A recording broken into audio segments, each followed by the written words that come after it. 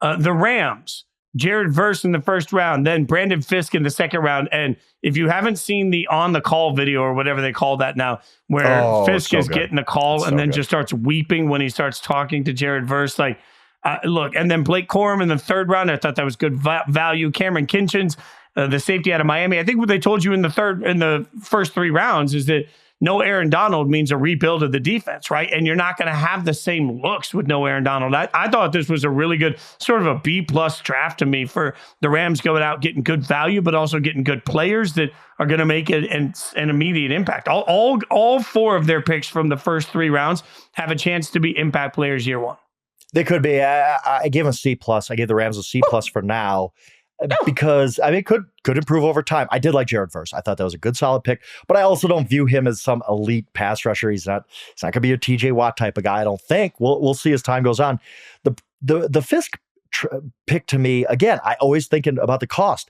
They gave up a second next year to move up in a defensive tackle heavy second round. Is Fisk, who's a really, really athletic dude, is he that much better than the rest of the defensive tackles who would have been there for the Rams later in the second round?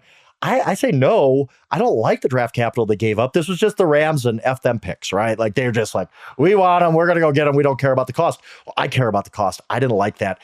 And I'll be honest with you, I didn't like the Corum pick at all.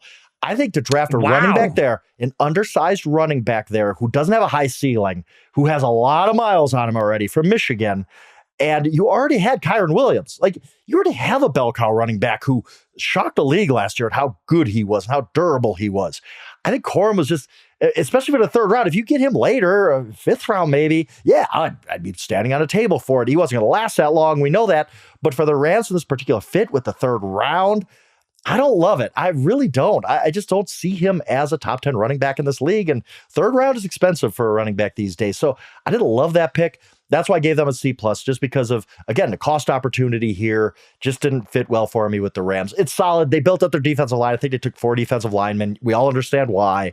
Their defensive line is going to be pretty good next year if you look at their depth chart. But overall, C+ for the Rams. Well, admitting if I'm wrong on Corum, if I'm wrong on Fisk, this draft grade could go up in a big time way. Look, I don't think Corum is necessarily a world beater, but I don't think he has to be there. Like, he just becomes part of the running back rotation. It's part of the rotation. You can't draft part of a running back rotation in the third round. I don't love that. I still, the Rams really played well last year and they overachieved, but I think even Rams fans would admit there are some holes in this roster still. It's not a really, really deep roster. So when you talk about, and I agree with you, a good part of a committee, a rotation with Kyron Williams, third round, like, no, sixth round, sure. If third round, no, I don't love that cost. Well, this is like one of our first big disagreements in a grade. We're not friends anymore. I don't. That happened quickly. I think our friendship just ended over Blake Corum.